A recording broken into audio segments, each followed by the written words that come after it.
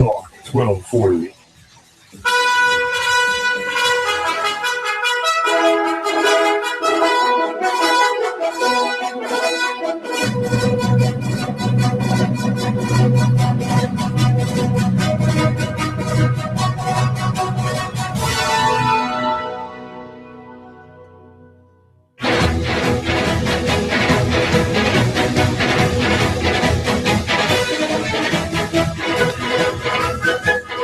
Well, every time you think politicians can't surprise you, every time you think surely they've got at least a little bit of respectability left in them, they still have a little bit of humanity left in them.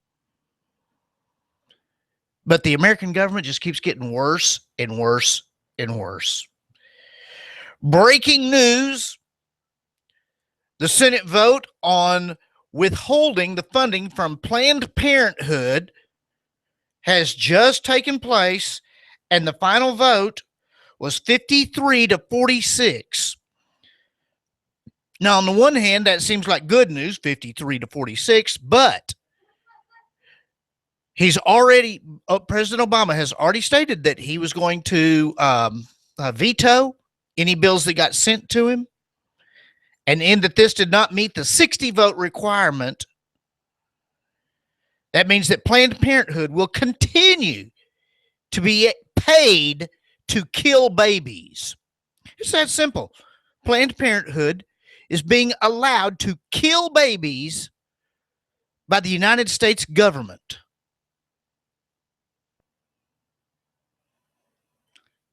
I don't know what the makeup of who voted which way is yet, although you can pretty much bet that it was probably every Democrat they had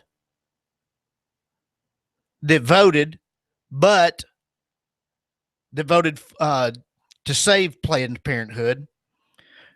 But when we come back tomorrow, we will know the identities of who voted which way, and we'll get back with you on that then. This is Cowboy Up with Tex. And of course, that's what we do here. We tell our politicians that they need to cowboy up. They need to do what's right.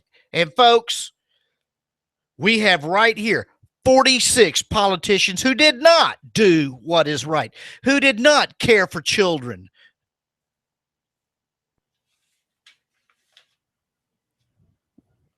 But what do we do about it? That's the key factor right there. What do we do about it? Well, going on with politicians that don't do what is right, that don't cowboy up.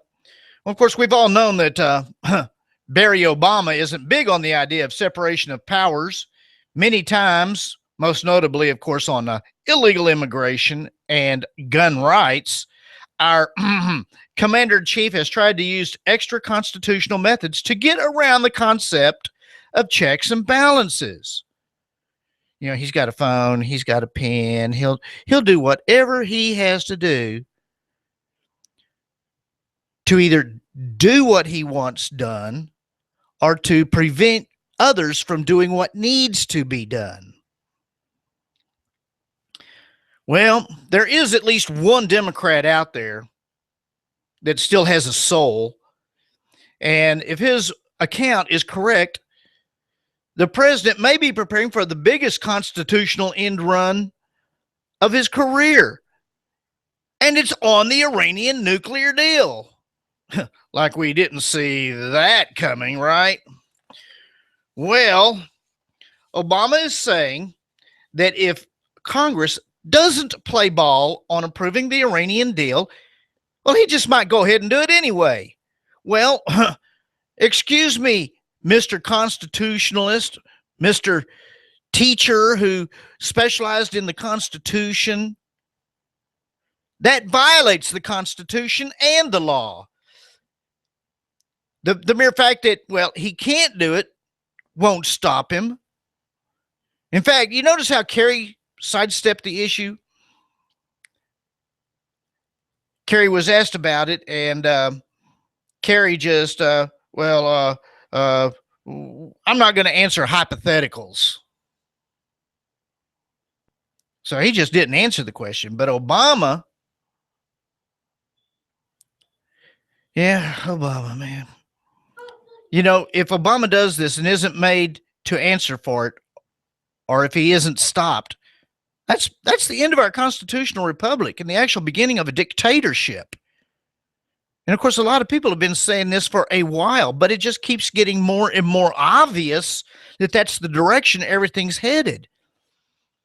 I mean, even if a good, true conservative was elected in 2016, by then, close to $200 billion will have gone to Iran, effectively arming our enemies for our own destruction. These people constantly, even now that we've, that not we, now that they have caved in so enormously, the Iranian people, even the Iranian president, still death to America. They burned him last week in effigy. This president has gone rogue, and we must rein him in, preferably legally. But ultimately, we must do what we must do to be able to save our country. And if we have to impeach him, if we have to run him out of office, that's what needs to be done. Representative Brad Sherman out of California, who is a Democrat, suggested this week that President Obama was prepared to go beyond what's allowed by law to push through the Iranian nuclear deal. Sherman was at a White House meeting, and Obama appeared ready to ignore Congress if members don't sign off on his deal. The comments came after the president invited top Democrats to the White House to give them a personal presentation on the Iranian deal. The main thrust of which was, if Congress overrides my veto, you will not get a U.S. foreign policy that reflects that vote. What you will get is you pass this law, and I, as president, will do everything possible to go in the other direction. In other words, ignoring the will of the people, ignoring the will of the Congress. He's with the deal. He's not with Congress, the California congressman said, at least to the fullest extent allowed by law and possibly beyond what is allowed by law. According to The Hill, which is a political newspaper, Sherman suggested that Obama may just refuse to enforce the law. Sherman has appeared skeptical of the deal, previously grilling Secretary of State John Kerry about whether the administration would follow the law if Congress moved to override the veto. And like I said, Kerry ducked the question, saying he was not going to deal with a hypothetical. Well, he's dealt with a lot of hypotheticals in other cases, but now he draws a line in the sand. Well, the problem is that you have people in the government like Boehner and like Mitch McConnell who say that, well, impeachment isn't really a possibility. Well, as soon as you say that, you just give them carte blanche to do what they want to do. And what that does is that actually makes both sides of the political aisle complicit in what is becoming a Marxist agenda. Obama is a narcissist with delusions of grandeur. I mean, he does say he's got a pen and a phone and he won't obey the law. In fact, he'll flaunt it whenever he can get away with it. So if leaders won't go along with him, he'll blackmail them or use leverage of some sort to get them to see things his way. Then he goes before our enemies such as Iran, Russia, and China and bows down before them. There's pictures of him bowing down to different Arab leaders. The American president does not bow down. Well, Obama knows that, and he didn't care. Well, Obama's previous forays into constitutional excesses have been appalling. The ramifications were mostly felt here in the United States. But this time, his bad intentions not only affect us, but the entire Middle East and even the entire planet. Of course, most deeply affected would be Israel, a state that Iran keeps saying, even to this day, that their number one objective is to kill Israel, to wipe Israel off the face of the planet, and then the United States. And with Obama doing absolutely nothing to try to stop them, why should they change their mind?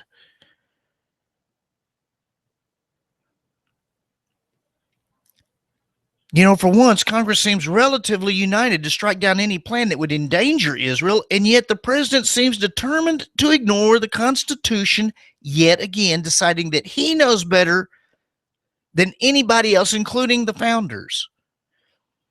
It's time that both the Congress and the Supreme Court hold this president accountable for his willingness to ignore the Constitution before the results turn apocalyptic. And that is a very real possibility. But the problem is, of course, is every time you turn around, the Congress is doing little things that actually help the government to gain more and more power, unconstitutional power, over we the people. I mean, like just last week, the Republican-led House passed a bill, the Passport Revocation Act, which, you know, these things always sound good. That's the problem. They always sound good till you look into what could happen. Well, the Passport Revocation Bill Act gives President Obama the power to revoke or deny passports to individuals whom his administration suspects may be affiliated with foreign terrorist organizations. I mean, what could be wrong with preventing possible radicals from fleeing into the arms of the Islamic State? You know, I mean, that sounds good.